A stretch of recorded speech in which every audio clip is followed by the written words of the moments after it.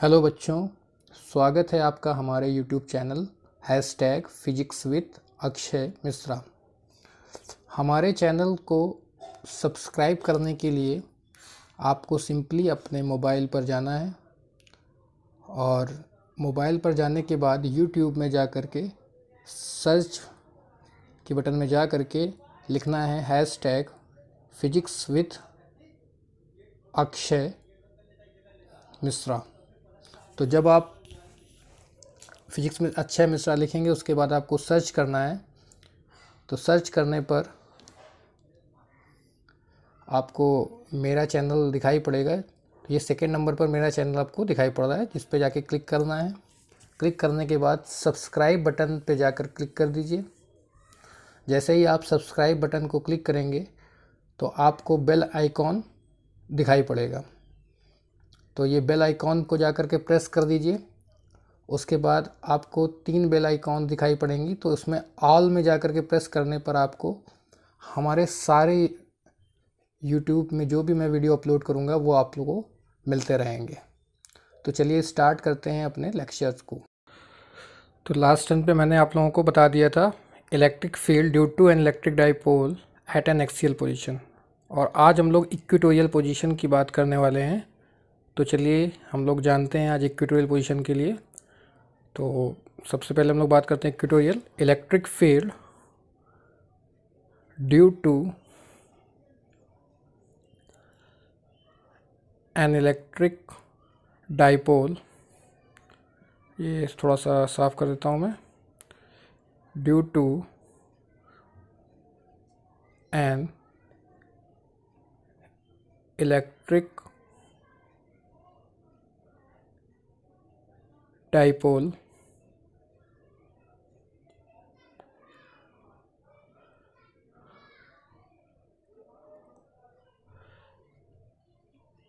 at an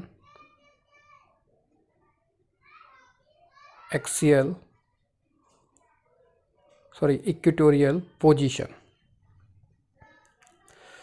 equatorial जो position होती है हमारी, इस इक्वेटोरियल पोजीशन का एक और नाम होता है जिसको हम लोग बोलते हैं ब्रॉड साइड पोजीशन।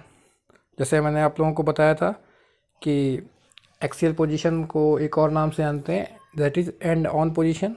उसी तरीके से इस इक्वेटोरियल पोजीशन को भी हम लोग एक और नाम से जानते हैं जिसका नाम है broadside position. Broadside position का मतलब होता है कि ये क्या होता है, और इक्वेटोरियल का मतलब होता है ये परपेंडिकुलर होगा इसके। ठीक है, तो चलिए सबसे पहले हम लोग इसका फिगर बना करके देखेंगे। तो ये चीज़ आपको समझ में आ गई होगी, इक्वेटोरियल पोजीशन को हम लोग ब्रॉड साइड पोजीशन भी बोलते हैं। तो सबसे पहले हम लोग क्या करते हैं, इसका फिगर बनाते हैं। तो हमने मान लिया कि सबसे पहले डाइपोल बनाते हैं। तो हमने मान लिया कि एक नेगेटिव चार्ज है और उसके बगल में क्या है, पॉजिटिव चार्ज, और इन दोनों को हमने मिला दिया। और हम लोग को पता है कि इनके बीच की लेंथ कितनी होती थी, 2L। लेकिन हम लोग क्या करते थे, इसकी लेंथ को सेंटर से, इसके सेंटर से L इधर और L उधर डिवाइड कर देते थे, क्योंकि मैंने आपको बताया था कि कभी भी हम लोग कोई भी जो डिस्टेंस मेजर करते हैं वो हमेशा डाइपोल के सेंटर से ही मेज़र करते हैं। अब हमने मान लिया कि इसके सेंटर पॉइंट से डाइपोल के, और हमने मान लिया कि नेगेटिव चार्ज को मैंने A लिख दिया पॉइंट, और पॉजिटिव चार्ज को मैंने B पॉइंट लिख दिया। और हमने मान लिया कि इसके सेंटर पॉइंट से R डिस्टेंस पर, यानी डाइपोल के सेंटर पॉइंट से R डिस्टेंस पर कोई एक पॉइंट हमारा क्या है, P है। यानी कि यहाँ पर हमने एक पॉइंट P ले लिया जहाँ पर हमें क्या करना है, इलेक्ट्रिक फील्ड को निकालना है। तो सबसे पहले मैंने इस नेगेटिव चार्ज से इस पॉइंट P को मिला दिया, यानी AB को मिला दिया और BP को मिला दिया। ठीक है, अब उसके बाद हम लोग क्या करेंगे कि देख रहे हैं कि जो नेगेटिव चार्ज है, जो कि हमारा A पॉइंट है, इसके कारण P पॉइंट पे अगर हमें इलेक्ट्रिक फील्ड निकालना है तो हम लोग क्या इमेजिन करेंगे, उस पर टेस्ट चार्ज। तो वो किधर भागेगा, पॉजिटिव टेस्ट चार्ज, वो नेगेटिव चार्ज की तरफ भागेगा। तो इसको हमने क्या ले लिया, ये हमारी वैल्यू हो गई इलेक्ट्रिक फील्ड EA की वैल्यू। क्यों EA, क्योंकि ये चार्ज हमारा A पॉइंट पर रखा है। सिमिलरली हम लोग B पॉइंट पे देखें तो B पॉइंट पर जो चार्ज रखा है वो पॉजिटिव है, तो वो पॉजिटिव चार्ज क्या करेगा, रिपेल करेगा, क्योंकि पी पॉइंट पे हम लोग क्या इमेजिन करते हैं, पी पॉइंट पे हम लोग भी पॉजिटिव चार्ज इमेजिन करते हैं। हमने मान लिया कि ये दोनों एंगल थीटा हैं, तो यहाँ से हमने क्या किया, पी से हमने एक लाइन पैरेलल खींच दी ए बी के, और इसको हमने ले लिया एक्स डैश, क्योंकि अगर हम लोग ए बी देखें तो ये एक तरह की एक्स एक्सिस है, तो उसी के अपोजिट डायरेक्शन में एक्स डैश आएगा, तो मैंने पी एक्स डैश लाइन को खींच दिया। अब हम लोग देखते हैं कि ये जो हमारा एंगल थीटा है, तो हमारा ये जो एंगल एक्स पी ए ये भी कितना होगा, थीटा, क्योंकि हम लोग को पता है कि ये दोनों पैरेलल लाइन है, तो अल्टरनेट इंटीरियर एंगल क्या होते हैं, आपस में बराबर होते हैं। नहीं, अगर वो थीटा है तो ये भी हमारा क्या हो जाएगा, थीटा हो जाएगा। फिर उसके बाद अगर हम लोग देखें तो ये जो हमारा पी बी ए ये थीटा, और हमारा एंगल ये जो ये वाला थीटा, ये भी एंगल क्या होंगे, बराबर, क्योंकि ये दोनों कैसे एंगल है, करेस्पॉन्डिंग एंगल है, क्योंकि आपको पता है करेस्पॉन्डिंग एंगल आपस में क्या होते हैं, बराबर होते हैं। यानी हम लोग कह सकते हैं कि अगर और ये दोनों आपस में बराबर थे ही, क्योंकि हम लोग ये मान रहे हैं कि ये जो हमारा ट्रायंगल है वो कैसा है, आइसोसेलेस ट्रायंगल मान रहे हैं सपोज हम लोग, तो ये थीटा है, ये थीटा है, तो इधर वाला ये एंगल भी हमारा थीटा हो जाएगा, ये एंगल भी थीटा हो जाएगा।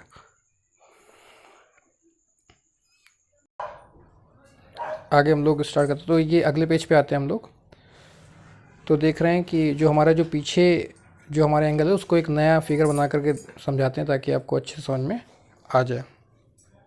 तो मैंने जो हमारे आए थे इलेक्ट्रिक फील्ड की value E A and E B, तो मैंने यहाँ पर लिख लिया ई ए क्योंकि नीचे की तरफ आ रहा था, और जो पॉजिटिव चार्ज के कारण इलेक्ट्रिक फील्ड आ रही थी बाहर की तरफ, उसको मैंने ये लिख दिया ई बी। ठीक है, अब और इसके बीच से एक लाइन जो हमने मानी थी पी एक्स डैश, उसको मैंने बना लिया, और ये बना लिया एक लाइन वर्टिकल बना लिया। वर्टिकल क्यों बना लिया, क्योंकि हम लोग को पता है कि इसके बीच के जो एंगल्स हैं वो कितने, थीटा इधर से भी था, थीटा इधर से भी था, तो उसका मतलब इन दोनों जो ई ए और ई बी हैं इनके आपस में क्या होंगे, कंपोनेंट हो जाएंगे। तो सबसे पहले जैसे ई बी है, ई बी इधर एंगल बना रहा है थीटा, तो उधर साइड की जो कंपोनेंट आएगा वो क्या आएगा, ई बी साइन थीटा आ जाएगा। और एक कंपोनेंट जो ई ए का आएगा वर्टिकली नीचे की तरफ, वो कितना हो जाएगा, ई ए साइन थीटा आ जाएगा। और इसी तरीके से ई बी का एक कंपोनेंट हॉरिजेंटल आएगा, जिसको मैं थोड़ा सा इधर लिख दे रहा हूँ, जो आएगा E B cos theta. Similarly E A का भी कंपोनेंट हॉरिजेंटल आएगा, जो आएगा ई ए कॉस थीटा। तो क्योंकि ये जिधर एंगल होता है उधर क्या होता है, कॉस आता है, जिधर एंगल नहीं होता उधर साइन थीटा। ये तो आप लोगों ने फर्स्ट ईयर में ही कंपोनेंट बनाना सीख लिया होगा। तो हम इस तरीके से हम लोग देखें तो ई बी और ई ए दोनों की डायरेक्शन क्या है, सेम है, और जबकि ई बी और ई ए कॉस थीटा की डायरेक्शन क्या है, सेम है, जबकि हमारा जो ई बी और ई ए साइन थीटा था उसकी डायरेक्शन अपोजिट है। तो अब हम लोग मान लिया कि ये चार्ज कैसा था, माइनस क्यू है, और यहाँ पर चार्ज कितना है, प्लस क्यू है। तो हम लोग क्या करते हैं, इनकी ज़रा वैल्यू निकालते हैं कि ये जो ई ए और ई बी की जो वैल्यू आई है वो कितनी है। तो यहाँ पर हम लोग निकालते हैं सबसे पहले माइनस क्यू चार्ज के कारण इलेक्ट्रिक फील्ड, जो कि ई ए होगी।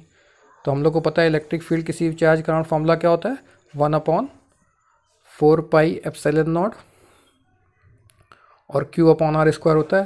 लेकिन यहाँ पर चार्ज माइनस का है, लेकिन हमने क्या कहा था, माइनस साइन नहीं लेते हैं, क्योंकि इलेक्ट्रिक फील्ड एक वेक्टर क्वांटिटी है।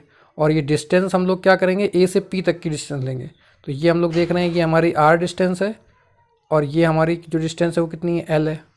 तो इसका मतलब ये जो हमारी ए पी की वैल्यू आएगी पाइथागोरस थ्योरम से, ये कितनी आएगी, √r² प्लस एल स्क्वायर। उसी तरीके से अगर हम लोग देखें तो ये जो इस तरफ अगर हम लोग देखें ट्रायंगल का आधा भाग इधर वाला, तो इधर भी अगर हम लोग देखें तो जो हमारी ये भी हमारी एल है, और ये हमारी क्या है, आर है। तो इसकी वैल्यू भी कितनी आएगी, √r² प्लस एल स्क्वायर। यानी हम लोग की ए पी और बी पी दोनों की वैल्यू कितनी आ गई, √r² प्लस एल स्क्वायर आ गई। तो अब हम लोग क्या करेंगे, तो माइनस क्यू चार्ज के कारण पी पर इलेक्ट्रिक फील्ड का फॉर्मूला कितना है, ई ए = 1/4 पाई एप्सिलॉन नॉट, और माइनस क्यू के बदले क्यू, और अपॉन में क्या लिख देंगे, इसकी जो डिस्टेंस है वो कितनी है, √r² प्लस एल स्क्वायर। उसी तरीके से अब हम लोग क्या करेंगे, का होल स्क्वायर। और उसी तरीके से हम लोग क्या करेंगे, ई बी की वैल्यू निकालेंगे। तो यहाँ पर सबसे पहले हम लोग देखेंगे तो अंडर है, यानी स्क्वायर रूट है, और स्क्वायर है, तो स्क्वायर रूट क्या हो जाएगा, हट जाएगा, यानी कितना आ जाएगा, 1/4 pi epsilon naught Q upon R square plus L square, क्योंकि स्क्वायर और स्क्वायर रूट दोनों आपस में हट गए। इसी तरीके से हम लोग अब क्या करेंगे, ई बी की वैल्यू निकालेंगे।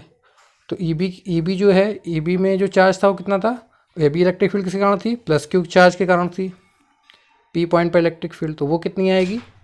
और डिस्टेंस भी इसकी देखो वही सेम है, under root R square plus L square. तो इसकी जो वैल्यू आएगी ई बी की वैल्यू, वो भी कितनी आएगी, 1/4 pi epsilon naught Q upon under root R square plus L square का होल स्क्वायर। तो इससे भी हम लोग देख रहे हैं रूट और स्क्वायर दोनों सेम है, तो रूट जो है स्क्वायर के कारण क्या होगा, हट जाएगा, यानी ई बी की वैल्यू कितनी आ जाएगी, 1/4 pi epsilon naught Q upon R square plus L square. तो हमने यहाँ से क्या देखा कि जो हमारी ई बी की वैल्यू है वही हमारी ई ए की भी वैल्यू आ रही है। देखिए ई ए की जो वैल्यू है 1/4 pi epsilon naught Q upon R square L square, वही हमारी किसकी वैल्यू है, ई बी की वैल्यू है। यानी इन दोनों की जो मैग्नीट्यूड है वो आपस में क्या है, बराबर है। तो हम लोग कह सकते हैं कि जो हमारा ई ए है वो किसके बराबर है, ई बी के बराबर है।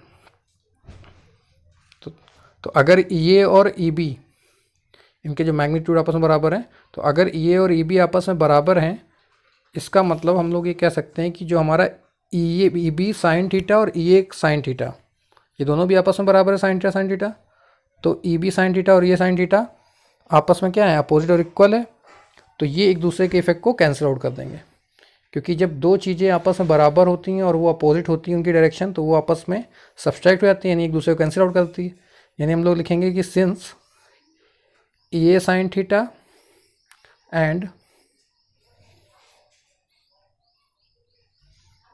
ई B sine theta are opposite and equal,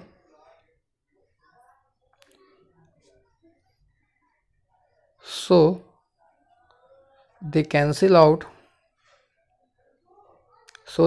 out the effect of each other, so they cancel out the effect of each other।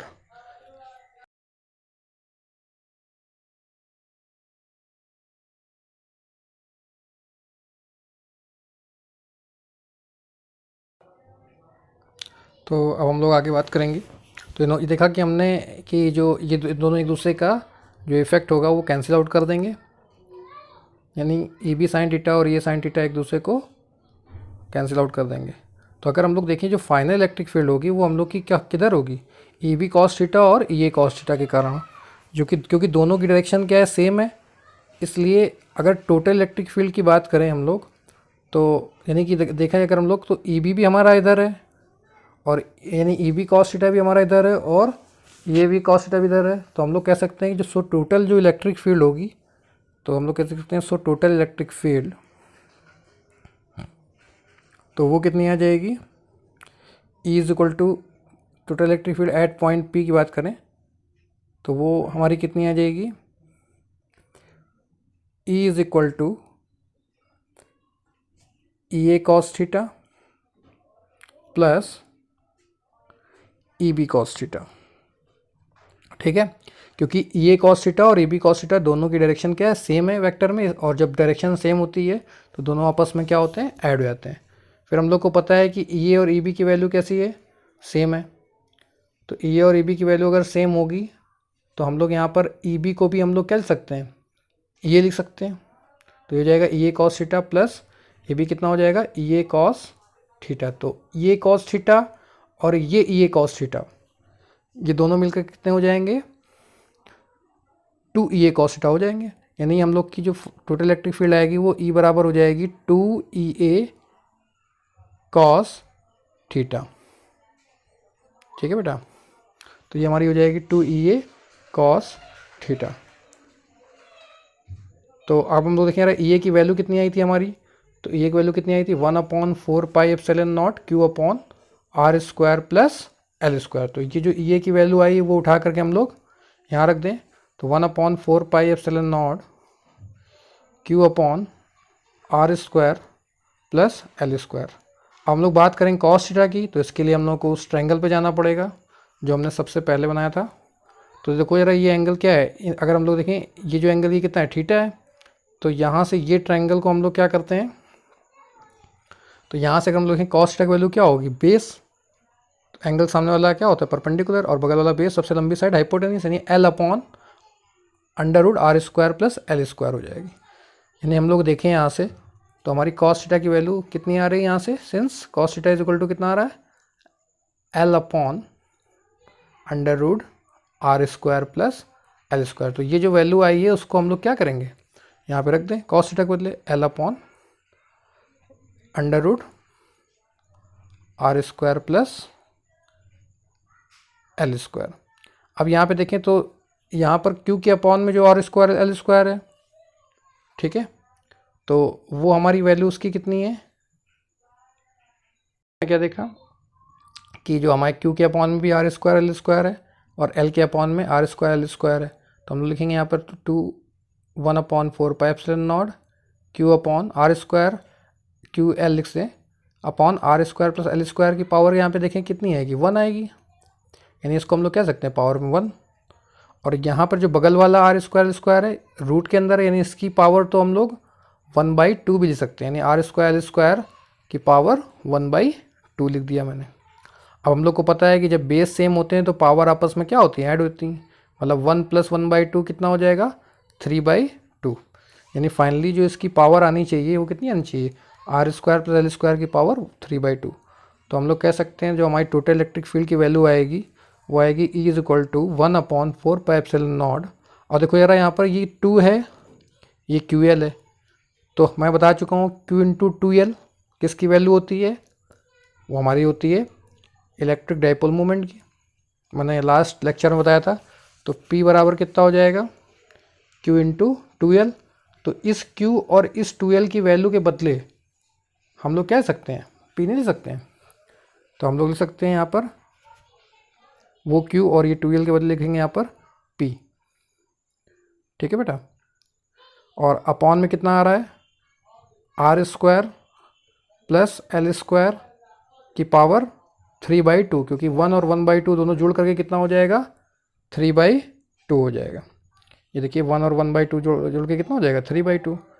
तो अब हम लोग क्या करेंगे, इसके बाद यहाँ पे आगे हम लिखते हैं 1/4πε0, और यहाँ पे हम लोग लिखेंगे, अब देखिए यहाँ पे अगर हम लोग देखें तो R की वैल्यू अगर हम लोग मान लें कि L की वैल्यू से काफ़ी बड़ी हो, यानी if R is greater than L, तो आर स्क्वायर की वैल्यू क्या होगी, एल स्क्वायर की वैल्यू से और ज़्यादा बड़ी होगी। ये बात मैंने लास्ट जो हम लोग का था प्रूवमेंट उसमें बताया था, ठीक है। तो यानी हम लोग क्या करेंगे, एल स्क्वायर को हम लोग क्या करें, हटा दें, यानी यहाँ लिख देंगे कि ये जो एल स्क्वायर है इसको हम लोग क्या करें, नेग्लिजिबल ले सकते हैं। तो हमने क्या किया, इसको नेग्लिजिबल मतलब हमने इसको हटा दिया। तो यानी यहाँ पर अगर हम लोग देखें तो इसकी वैल्यू फिर कितनी आएगी, वो आएगी P/r² की पावर 3/2। तो इससे ये जो 2 है और ये जो r स्क्वायर का 2 है तो ये क्या हो जाएगा, कैंसिल आउट हो जाएगा, क्योंकि पावर की पावर होने पर पावर का क्या होता है, मल्टीप्लाई। तो E की वैल्यू फाइनली कितनी आ जाएगी, 1/4πε0 P वेक्टर अपॉन r³। अब बात ये आती है कि इसकी फाइनल जो हम लोग की जो डायरेक्शन आएगी, तो ध्यान रखना ये हमारा क्या है, फाइनल फॉर्मूला किसके लिए, इक्वेटोरियल है। तो इसकी फाइनल डायरेक्शन अगर हम लोग देखें तो हमारी जो फाइनल डायरेक्शन आएगी वो किधर आएगी, वो Px' के अलॉन्ग आएगी, क्योंकि हम लोग देख रहे हैं कि ये यहाँ पर Px' ये दोनों कंपोनेंट जो ये cos थीटा और ये भी cos थीटा इसी तरफ थे। तो फाइनल जो हम लोग की डायरेक्शन आनी चाहिए वो Px' के अलॉन्ग ही आनी चाहिए, यानी हम लोग कह सकते हैं जो फाइनल जो हम लोग की इलेक्ट्रिक फील्ड होगी उसकी डायरेक्शन क्या होगी, इसी तरफ आएगी, P से x' की तरफ। तो हम लोग यहाँ पर डायरेक्शन लिख सकते हैं कि हमारी जो यहाँ पर डायरेक्शन होगी वो क्या होगी, वो आएगी अलॉन्ग Px'। क्लियर। तो अब हम लोग अगले प्रूवमेंट की बात करेंगे। तो मैंने एक्सियल देख लिया, इक्वेटोरियल देख लिया, और अब हम लोग जो अगला जो प्रूवमेंट बात करेंगे वो बात करेंगे एट एनी पॉइंट, यानी हम लोग किसी पॉइंट पे निकाल सकते हैं इलेक्ट्रिक फील्ड की वैल्यू। यानी हम लोग लिखेंगे electric field due to an electric dipole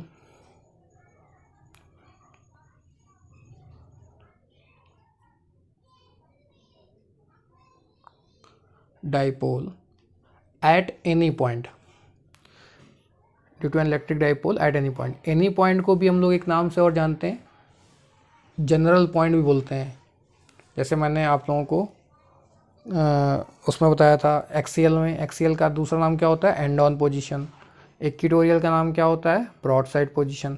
उसी तरीके से एट एनी पॉइंट को हम लोग एक नाम से और जानते हैं, जिसको हम लोग बोलते हैं जनरल पॉइंट। यानी हम लोग को अब इलेक्ट्रिक फील्ड किसी भी पॉइंट, एट एनी पॉइंट का मतलब होता है किसी भी एंगल पे। जैसे पहले वाले एक्सीएल के केस में एंगल कितना था, 0 डिग्री था, क्योंकि उसी लाइन में लाई कर रहा था। दूसरे वाले में एंगल 90 बन गया था। अब इसमें क्या होगा, एट एनी पॉइंट मतलब किसी भी एंगल पे हम लोग चाहें तो ये वैल्यू निकाल सकते हैं, इलेक्ट्रिक फील्ड की वैल्यू।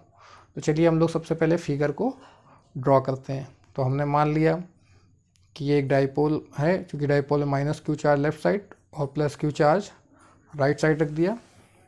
मान लिया कि एक डाइपोल है और हम लोग को पता है इनके बीच की डिस्टेंस कितनी है, 2l है।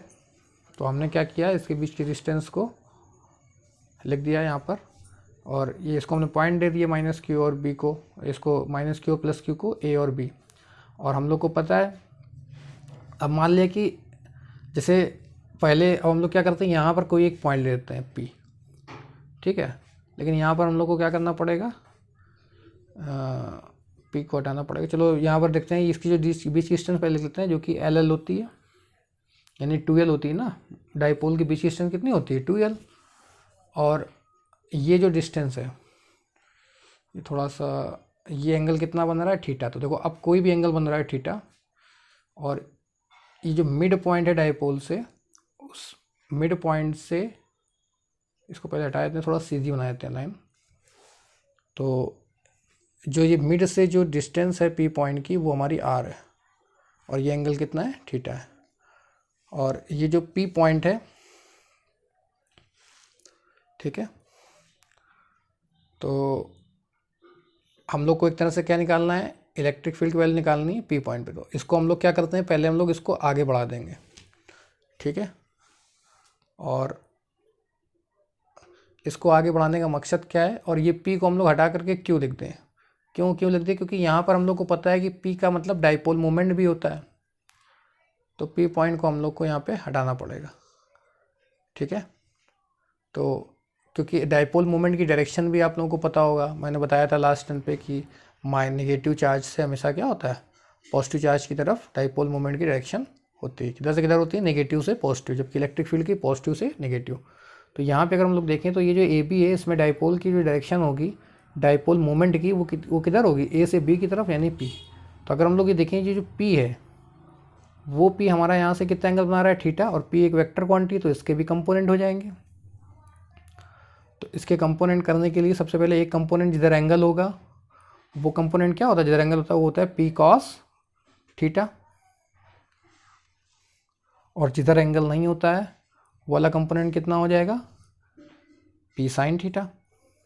भाई जिधर एंगल, ये तो पता ही होगा, तो इसको मैंने क्या लिख दिया, पी साइन थीटा, ठीक है।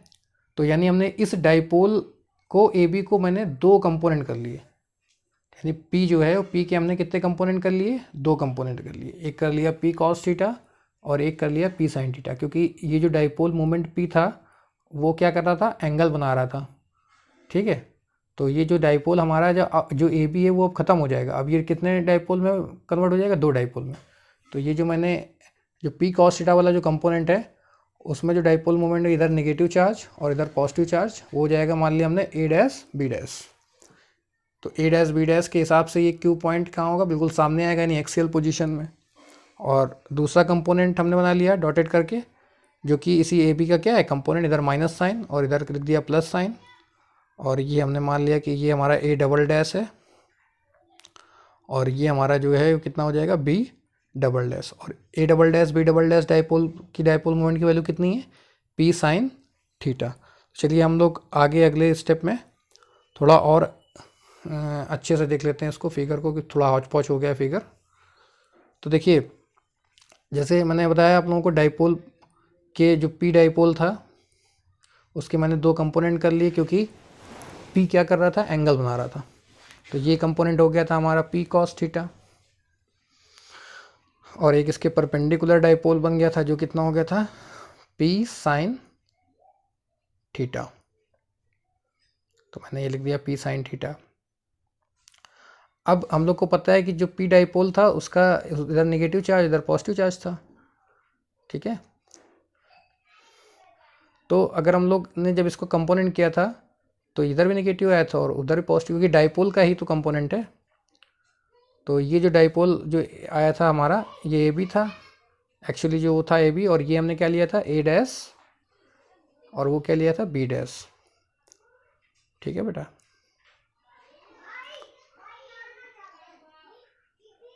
और ये जो डाइपोल था P sin थीटा, इसको हमने क्या, इसमें भी हम लोग को पता है इधर नेगेटिव चार्ज हो जाएगा और इस तरह पॉजिटिव चार्ज। वहाँ थोड़ा हौच पौच हो गया, इसलिए मैंने फिगर फिर से यहाँ पे बना दिया। तो ये हो जाएगा ए डबल डैश और ये हमारा हो जाएगा बी डबल डैश।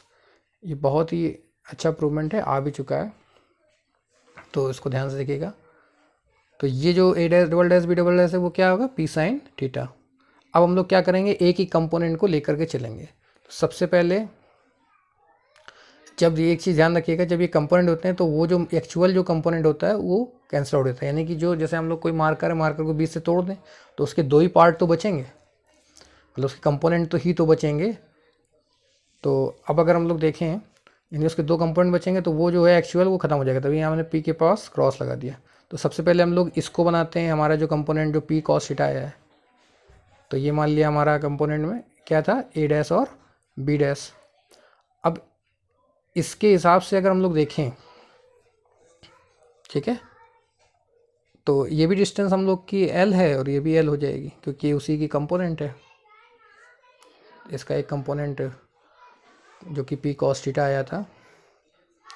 तो इस डाइपोल की अगर हम लोग बात करें तो वो जो पॉइंट Q जहाँ पर हम लोग को R डिस्टेंस निकाला था, जो P लिख दिया हमने, इसको भी मैं हटा दूंगा। तो मतलब जो R डिस्टेंस पे जहाँ पर हम लोग को इलेक्ट्रिक फील्ड निकालनी थी, ठीक है, तो उसमें इलेक्ट्रिक फील्ड की डायरेक्शन क्या होगी, बाहर की तरफ। क्योंकि अगर हम लोग देखें तो डाइपोल का ये जो कंपोनेंट है उसके हिसाब से ये जो पॉइंट है, यानी R डिस्टेंस पर जो पॉइंट है वहाँ पर इलेक्ट्रिक फील्ड की डायरेक्शन क्या होगी, बाहर की तरफ। क्योंकि ये उसकी क्या है, एक्सियल पोजीशन में। मैंने एक्सियल पोजीशन का वीडियो बना चुका हूँ मैं, तो जिसने ना देखा हो तो वो देख सकता है। यानी इसको हम लोग क्या मान लें कि इसके कारण जो इलेक्ट्रिक फील्ड आएगी वो हमारी कितनी आ जाएगी, E1 आ जाएगी, ठीक है। इसके कारण जो इलेक्ट्रिक फील्ड आएगी वो हमारी क्या होगी, E1, और उसकी डायरेक्शन क्या होगी, बाहर की तरफ होगी, ठीक है। उसकी डायरेक्शन हमारी क्या होगी, बाहर की तरफ। अब हम लोग बात करेंगे ज़रा दूसरे कंपोनेंट की, तो जो कि हमारा क्या था, A double dash B double dash. तो इस पर भी क्या था, नेगेटिव को जिस तरह से कंपोनेंट आया था, A double dash B double dash, और इसके भी हमने वही डिस्टेंस ले ली, ये भी L होगी और ये भी डिस्टेंस कितनी हो जाएगी, L हो जाएगी। तो ये कितना आया था कंपोनेंट की वैल्यू, P sin थीटा आई थी इसकी वैल्यू, और इसके हिसाब से वो जो पॉइंट होगा तो वो कि कौन सी पोजीशन पे आ रहा है, इक्वेटोरियल पोजीशन पे आ रहा है, जिसकी डिस्टेंस हम लोग, और उसकी डिस्टेंस भी कितनी होगी यहाँ से, R। तो हम लोग देख रहे हैं कि जो हमारा डाइपोल का एक कंपोनेंट था वो हमारा एक्सियल पोजीशन को रिप्रेजेंट कर रहा है, और ये वाला जो component A double dash B double dash है वो हमारा इक्वेटोरियल को, ये देखिए ये हमारा क्या हो रहा है, एक्सियल को रिप्रेजेंट कर रहा है, जिसके कारण इलेक्ट्रिक फील्ड मान लिया था हमने E1 जो कि बाहर की तरफ जा रही थी, ठीक है। इसको ये सॉरी ये पॉइंट Q था तो मैंने Q लिख दिया।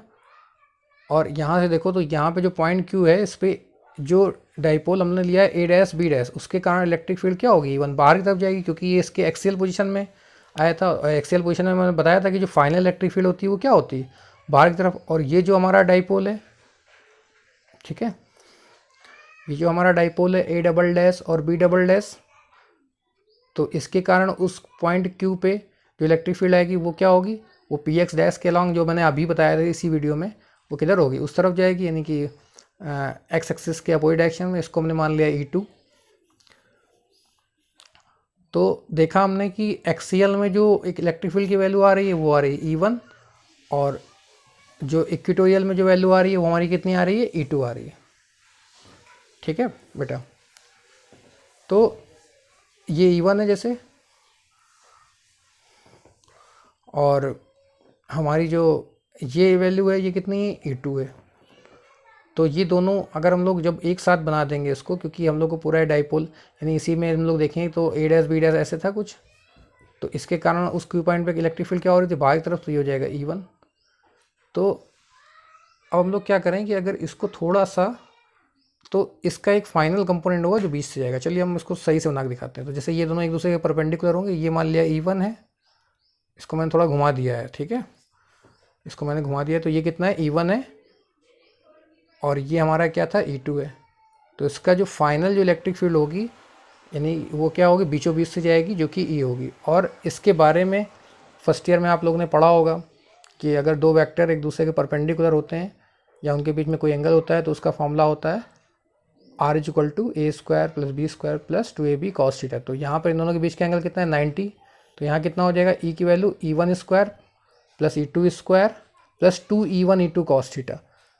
तो यहाँ पर कितना होगा, E1² + E2² ही आएगा। क्यों आएगा ये, क्योंकि cos थीटा 2E1E2 जो cos थीटा आएगा, तो यहाँ पर अगर हम लोग देखेंगे तो पहले लिख लेते हैं, ये हमारा कितना है, E2²।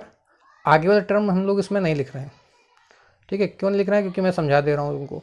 यहाँ पे अगर देखें तो ये जो E1 और E2 के बीच का एंगल कितना है, वो 90। तो cos 90 की वैल्यू कितनी हो जाएगी, cos 90 की वैल्यू कितनी होती है, 0। तो 2E1E2 cos थीटा होता था, तो 2E1E2 में 2E1E2 cos थीटा में जो थीटा की वैल्यू 90 हो गई, तो 2E1E2 की वैल्यू कितनी आ जाएगी, 0 आ जाएगी, ठीक है। तो cos 90 की वैल्यू 0 होने के कारण 2E1E2 की वैल्यू कितनी आएगी, 0। तो हमारा क्या बचेगा, E = √E1² + E2²। अब हम लोग इस E1 और E2 की वैल्यू को फाइंड आउट करते हैं। तो हम लोग देख रहे हैं कि यहाँ पर जो A डैश B डैश था, उसके लिए E1 क्या होती है, एक्सियल पोजीशन में। देखिए ये E1 कहाँ था, इसके लिए A डैश B डैश में E1 की वैल्यू कहाँ थी, एक्सियल पोजीशन में। तो इसका मतलब हम लोग यहाँ पे फॉर्मूला कौन सा लगाएंगे डाइपोल का, एक्सियल पोजीशन का। और यहाँ पे अगर हम लोग स्केल देखें तो जो E2 था वो कहाँ थी, इक्वेटोरियल पोजीशन में, के कारण जो इलेक्ट्रिक फील्ड आ रही थी। और इसके लिए डाइपोल का जो फॉर्मूला इक्वेटोरियल का लगाएंगे फार्मूला डायरेक्ट। तो हम लोग को पता है कि एक्सियल पोजीशन और इक्वेटोरियल पोजीशन का फॉर्मूला होता है 1/4πε0 2p/r³ होता है एक्सियल का, और इक्वेटोरियल कितना होता है, 1/4πε0 2 हट जाता है, p/r³ होता है। तो लेकिन यहाँ पर हम लोग p नहीं लिखेंगे बेटा, क्योंकि यहाँ पर जो हमारा एक्सियल पोजीशन है उसमें p के बदले कितना कंपोनेंट क्या आ रहा था, p cos थीटा आ रहा था। यानी हम लोग कह सकते हैं जो हमारी E1 की जो वैल्यू आएगी, जो कि एक्सियल पोजीशन का फॉर्मूला है, वो आ जाएगा 1/4πε0। वैसे फॉर्मूला क्या होता है, 2p/r³, लेकिन यहाँ p के बदले क्या लिखेंगे, p cos थीटा, क्योंकि p cos थीटा वाला कंपोनेंट ही क्या था, एक्सियल पोजीशन में था। और अपॉन कितना हो जाएगा, r³, क्योंकि डिस्टेंस तो हम लोग को पता ही है सेंटर से कितनी थी, r³।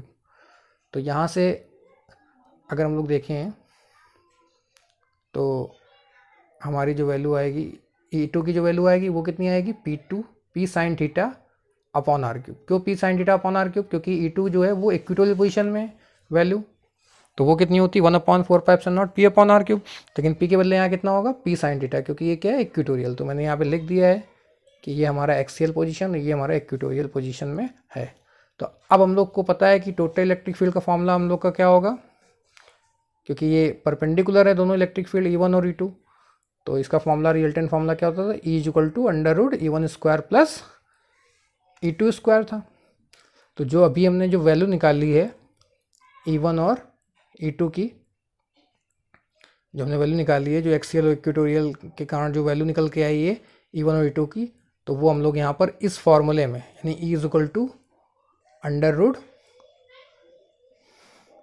√E1² और जो E2² है, इस पर हम लोग इसको पुट करेंगे। देखो ये हमारा P cos θ था, इसीलिए हमने E1 वाले जो एक्सियल फॉर्मूला था उसमें P cos θ लगाया था, और जो इक्वेटोरियल था उसमें P sin θ का यूज़ किया था। तो अब हम लोग जो फाइनल इलेक्ट्रिक फील्ड है उसकी जरा वैल्यू रखते हैं। तो ये जाएगा E = √E1² + E2²। और हम लोग देख रहे हैं 1/4πε0 1/4πε0 दोनों में कॉमन है, तो यहाँ पर लिखेंगे, पहले रख देते हैं वैल्यू। तो अंडर रूट के अंदर कितना आ जाएगा, E1 की वैल्यू कितनी थी, 1/4πε0 और 2p cos थीटा,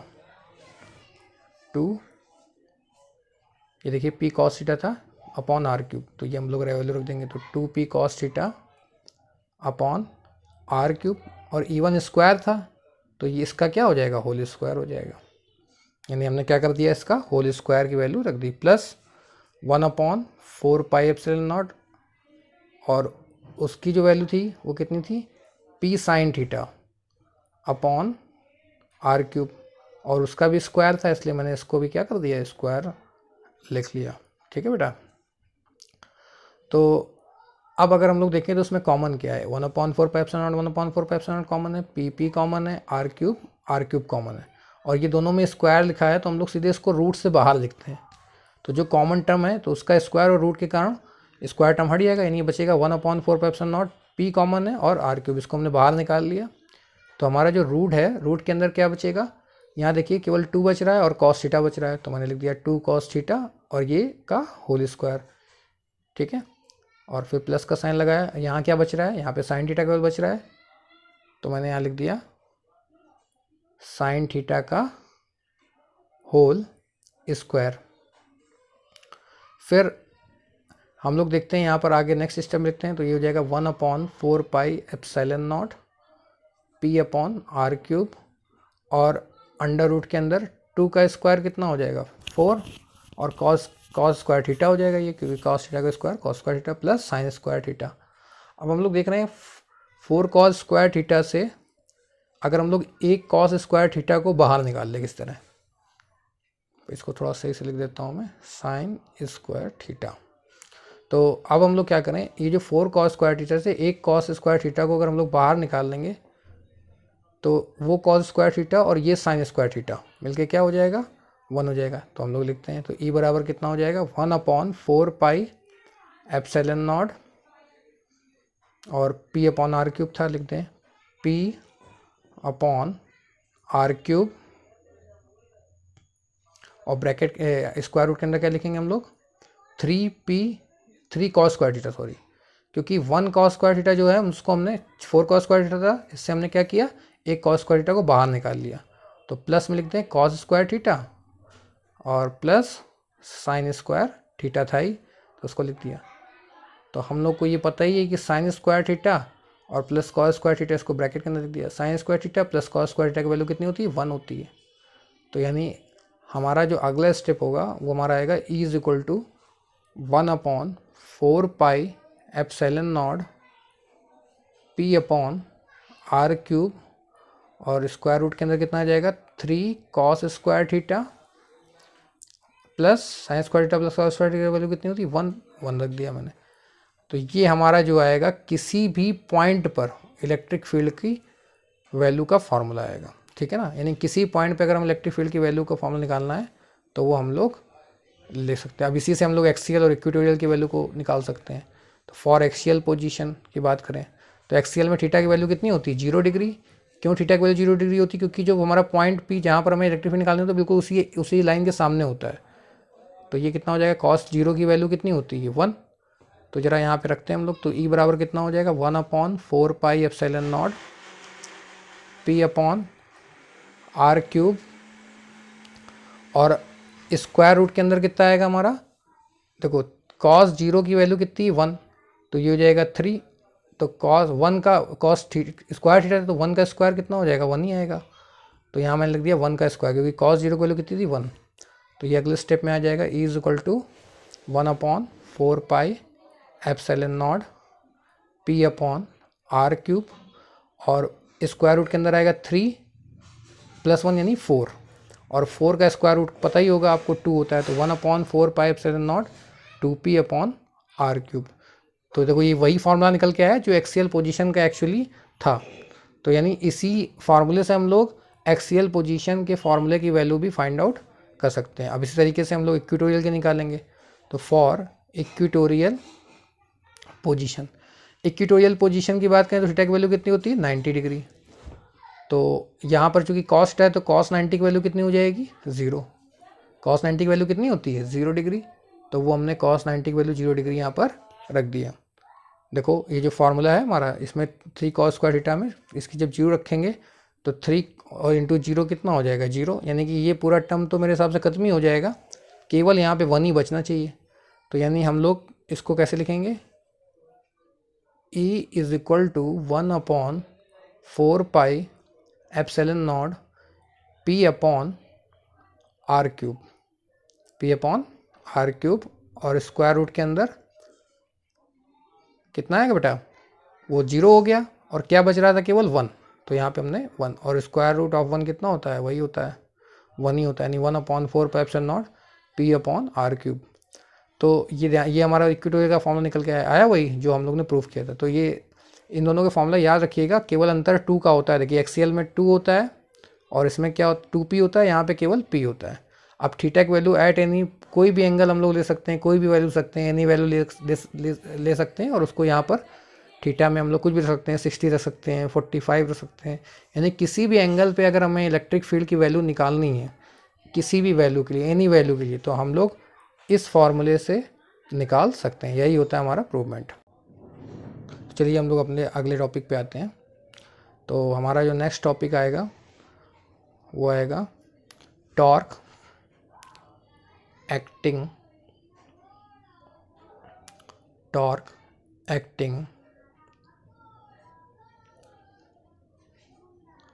एक मिनट इसको हटा देते हैं थोड़ा सा।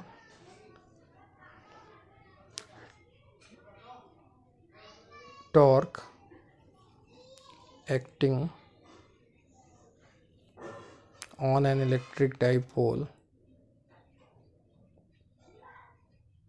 on an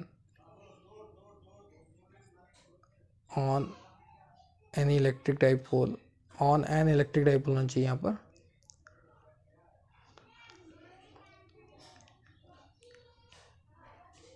प्लेस्ड, यानी ये इलेक्ट्रिक डाइपोल कहाँ रखा हो, अगर इलेक्ट्रिक फील्ड में रखा हो, यानी हम लिख सकते हैं torque acting on electric dipole placed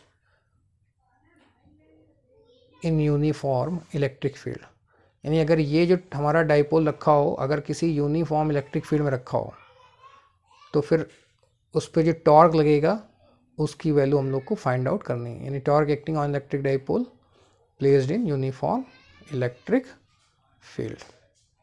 तो चलिए हम लोग देखते हैं कि इसको कैसे करेंगे। तो सबसे पहले हम लोग क्या करते हैं, यूनिफॉर्म इलेक्ट्रिक फील्ड है तो हम लोग पहले यूनिफॉर्म इलेक्ट्रिक फील्ड लाइन बनाते हैं। हम लोग ने बता चुके हैं कि मैं बता चुका हूँ कि यूनिफॉर्म इलेक्ट्रिक फील्ड क्या होती है इलेक्ट्रिक फील्ड के पहले लेक्चर में, जिनकी लाइंस के बीच की डिस्टेंस क्या हो सेम। तो इसमें आपको भले ही थोड़ा आगे पीछे लग रही है लेकिन इन सब लाइंस के बीच की जो डिस्टेंस है वो क्या है, सेम है। और हमने मान लिया कि इसमें ये डाइपोल रखा हुआ है, ये माइनस चार्ज है इस तरफ और ये प्लस चार्ज है, और ये जो डाइपोल है यहाँ पे इधर माइनस क्यू लिख देते हैं, उधर प्लस क्यू लिख देते हैं। और अगर हम लोग देखें तो ये जो डाइपोल है ये डाइपोल कैसा रखा हुआ है, तिरछा रखा हुआ है। तो प्लस क्यू चार्ज कहाँ रखा है, इलेक्ट्रिक फील्ड के अंदर रखा हुआ है, तो इस पर फोर्स कितना लगेगा क्यू ई, क्योंकि ये क्या है इलेक्ट्रिक फील्ड की, और वो भी क्यू ई कहाँ लगेगा, इलेक्ट्रिक फील्ड की डायरेक्शन लगेगा, क्योंकि मैं बता चुका हूँ जब कोई पॉजिटिव चार्ज रखा होता है इलेक्ट्रिक फील्ड में तो उस पर force Q E electric field direction, और नेगेटिव चार्ज में वही फोर्स कहाँ लगेगा, इलेक्ट्रिक फील्ड की डायरेक्शन के अपोजिट डायरेक्शन में। ये बात मैं बता चुका हूँ पहले ही कि जब कोई पॉजिटिव चार्ज किसी इलेक्ट्रिक फील्ड में रखा होता है तो उस पर फोर्स लगता है equal to Q E electric field की डायरेक्शन में, और minus Q E electric field के अपोजिट, और एफ इक्वल टू क्यू लगता है माइनस नेगेटिव चार्ज अगर रखा होता है तो उस पर अपोजिट डायरेक्शन में लगता है। तो अब हम लोग देख रहे हैं कि ये दो फोर्स हमारे आ गए F equal to Q E, और हमने मान लिया कि ये पॉइंट हमने ए दे दिया और वो बी दे दिया, और ये डाइपोल जो है वो मान लिया कि इलेक्ट्रिक फील्ड से कितना एंगल बना रहा है, थीटा एंगल बना रहा है। तो यहाँ से अगर हम लोग देखें कितना एंगल बना रहा है, थीटा। तो अब हमने क्या किया कि हम लोग को टॉर्क निकालना तो हम लोग को पहले परपेंडिकुलर वैल्यू चाहिए। तो ये हमने क्या किया ऐसे, क्योंकि टॉर्क आपको पता है टॉर्क में कैसे निकालते हैं, जब दो फोर्स होते हैं इक्वल और अपोजिट। ये एक फोर्स इसमें देखा जाए तो क्यू ई किधर लग रहा है, इस तरफ, और ऊपर की तरफ वाला जो फोर्स है वो किधर लग रहा है, उस तरफ, यानी उसकी डायरेक्शन कैसी है, अपोजिट है। तभी हम लोग को पता है टॉर्क लगता है जैसे पैडल में लगता है, पैडल की तरह एक एग्जांपल देख रहे हैं हम लोग, पैडल की तरह बना हुआ है फिगर। और ये जो देखा जाए ये जो बी है और ये पी, ये क्या होगी इसकी परपेंडिकुलर डिस्टेंस, क्योंकि टॉर्क का जो फॉर्मूला होता है वो क्या होता है, either force into perpendicular distance, यानी हम लोग लिख सकते हैं टॉर्क का फॉर्मूला होगा टाउ से डिपेंड करते हैं आइदर फोर्स, यानी कोई भी एक फोर्स, चाहे उधर वाला फोर्स ले लें चाहे इधर वाला फोर्स ले लें, इनटू परपेंडिकुलर डिस्टेंस। ठीक है बेटा, either force into perpendicular distance. तो अब हम लोग देखें जरा, इसमें जो फोर्स है वो हमारा क्यू ई है, तो कोई भी एक फोर्स ले लो। तो जो हमारा जो और जो डिस्टेंस है ये यहाँ से देखो, तो ये डिस्टेंस हम लोग को केवल एक ही डिस्टेंस पता है ए बी की, जो कितनी है 2L है। हम लोग को बी पी की डिस्टेंस यहाँ पर नहीं पता है।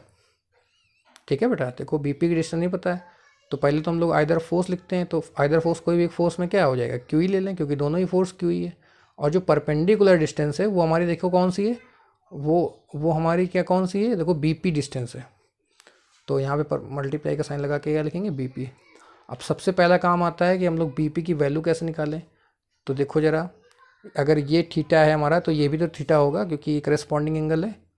तो हम लोग ये ट्रायंगल लेते हैं ए बी पी। तो यहाँ पे देखो ज़रा, बी पी की वैल्यू कैसे निकालेंगे, तो बी पी क्या है, एंगल के सामने वाला परपेंडिकुलर, और जो 2L की वैल्यू दी गई वो हमारी क्या होगी, हाइपोटेनस। तो परपेंडिकुलर यानी हम लोग ट्रायंगल बना के दिखा देते हैं यहाँ पर कि ये मान लिया कि क्या है, थीटा है, और ये हमारी वैल्यू क्या थी, पी, और ये था पी, और ये ए।